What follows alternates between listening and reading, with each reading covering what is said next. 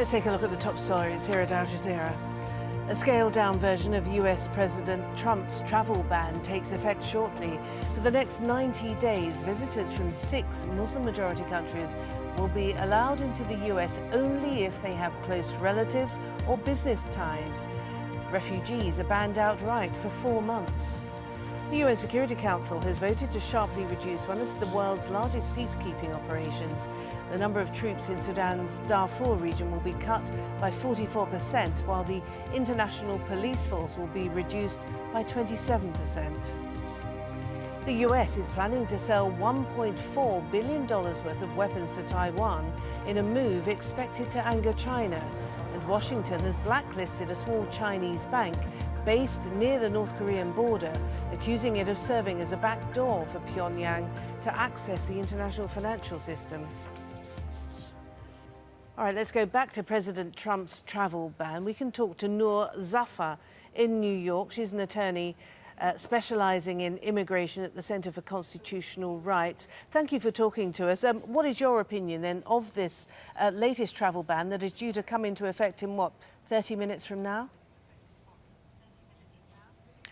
Well, I mean, it is still a travel ban, and I think that's the unfortunate fact of the Supreme Court's ruling is instead of upholding the almost unanimous injunctions that the lower courts had placed on President Trump's ban, the Supreme Court has allowed the ban to stay in place unless people can show that they have a, quote, bona fide relationship with the United States. And that's the key, isn't it, is that the onus will be placed upon those applicants to prove that they have a close relationship with either family members or with a business or an educational institution in the United States.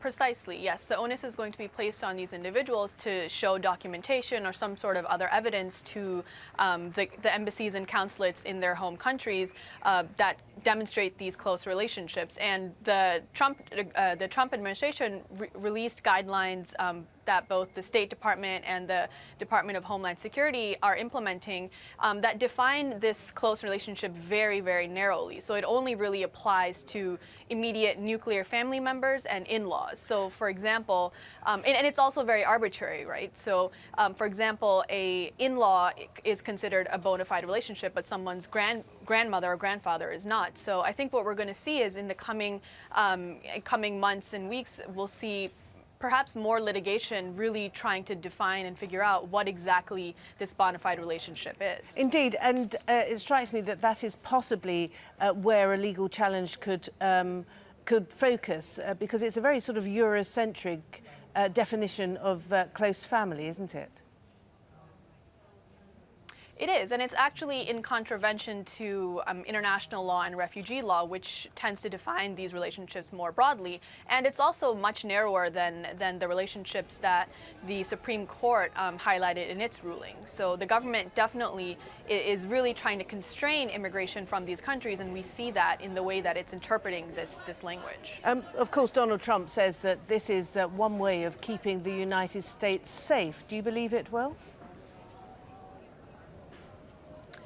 Absolutely not. And again, that's the unfortunate part about the Supreme Court's ruling is that the lower courts understood that at the end of the day, this ban was not about national security, but it was about keeping Muslims out of the country. And, allowing someone's brother in, but not allowing someone's grandmother in is completely arbitrary. And I mean, it's really difficult to indicate how that serves the interests of U.S. national security. And ultimately, of course, the legality of it will be decided in October when the Supreme Court reviews the travel ban again. Yes, so in October, if the ban is not moot by then, the Supreme Court is going to rule on the merits and decide whether the substance of the ban is constitutional and it can be allowed in perpetuity, or if it violates the Constitution and must be struck down. And what's your opinion of that? Do you think it will hold? Do you think the Supreme Court will rule in favour of this travel ban? I think it's going to be close. And again, it was disappointing to see that all 9 justices, allowed the ban to stay in place, except for people with bona fide relationships. And we saw the three conservative justices who concurred, indicated that were this issue to be adjudicated on the merits, that they would likely uphold the ban in its entirety and find that it is constitutional and that it does not impermissibly discriminate against Muslims. So I think just kind of reading this ruling that came down on Monday, it's going to be a close call for sure. Noor Zafar, thank you very much indeed. Thank you. Now, many from within President Trump's own party